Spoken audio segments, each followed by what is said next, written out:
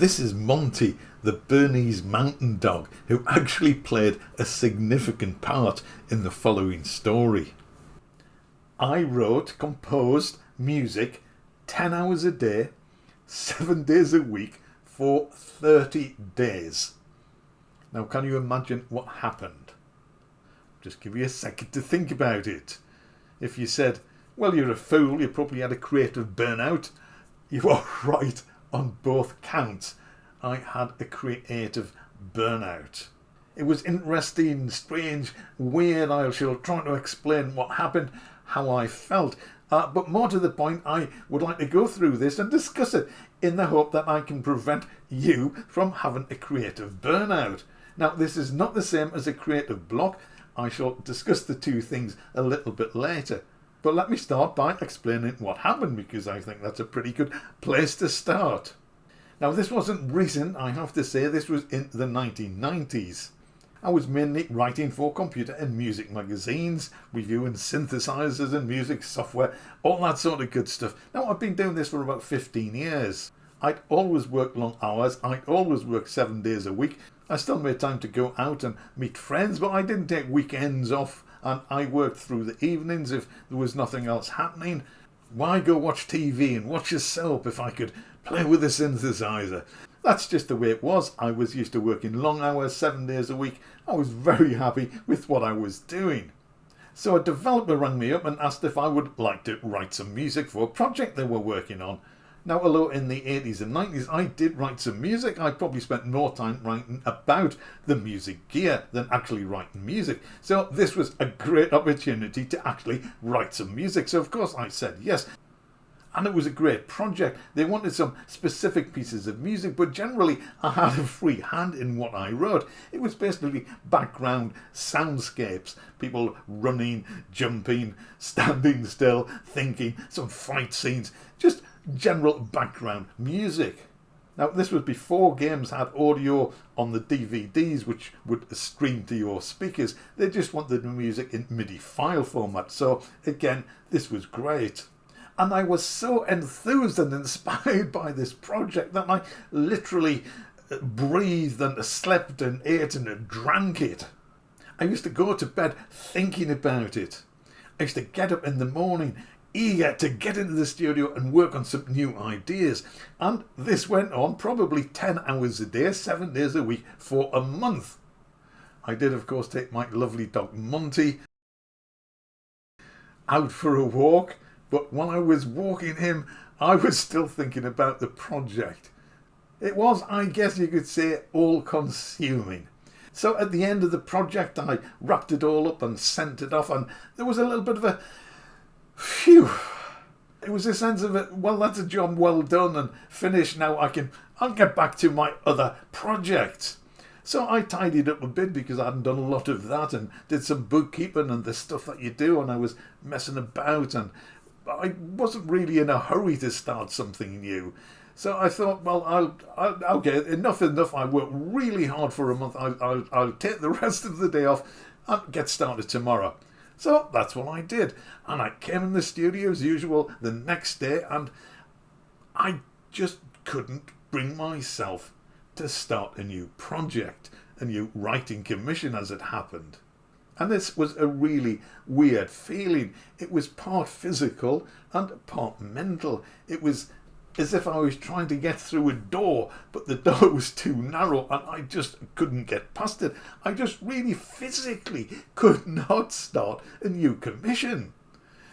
And at that point I thought, blimey, Ian, you're burnt out. I didn't actually think that because I don't normally talk to myself in the first person. But that's what I thought, and that's what I was feeling. Now, this had never happened to me before. I really didn't suffer from creative blocks. Maybe I should make another video about that, but we'll see. But this was a different thing to being creatively blocked.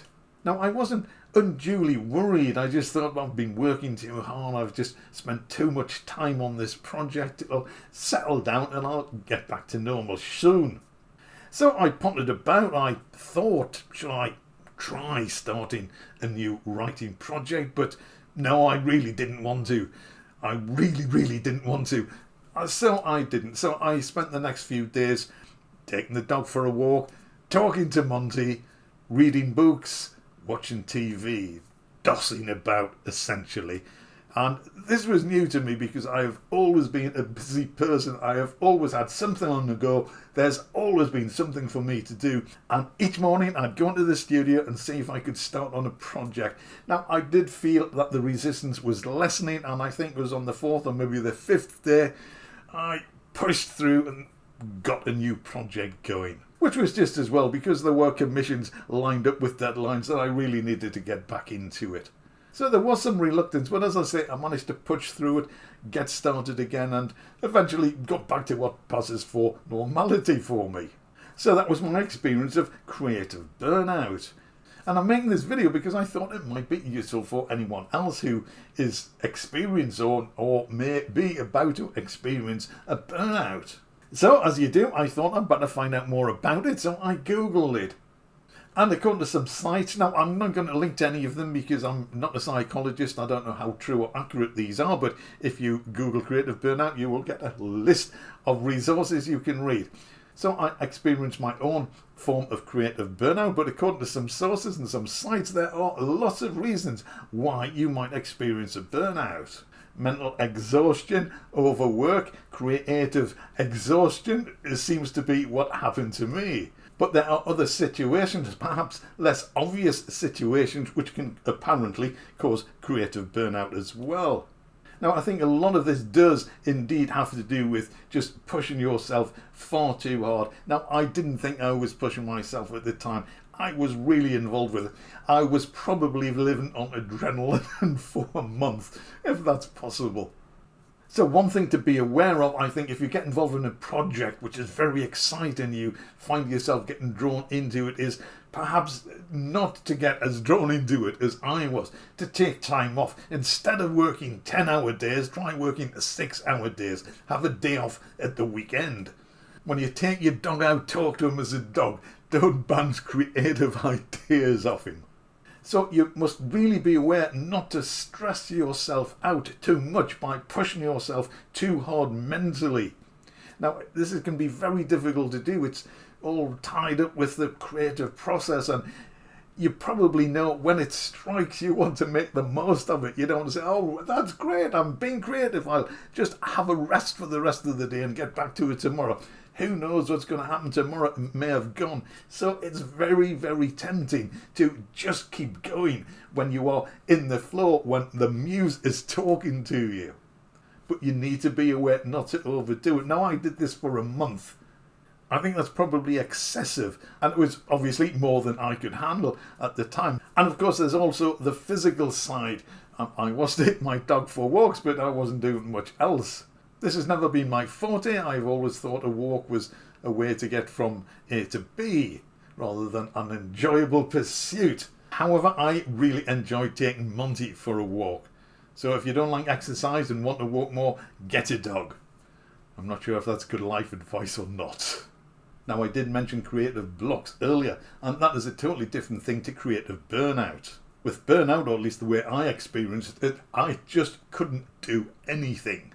With a creative block, you will sit staring at a blank screen, a blank piece of paper, an empty door project, and not be able to think of anything. But at least you are there, you are trying. It's just that good ideas aren't coming. So as prevention is better than cure, essentially it's just about looking after yourself, taking care of yourself physically as well as mentally. Now, I know stress, particularly in the form of anxiety, can play havoc with your mental health. Now, it wasn't stress in my case, it was overwork, I think. But if you find yourself in a position where you are feeling stressed about your creativity, then perhaps it's time to take a step back. Check in with yourself and take care.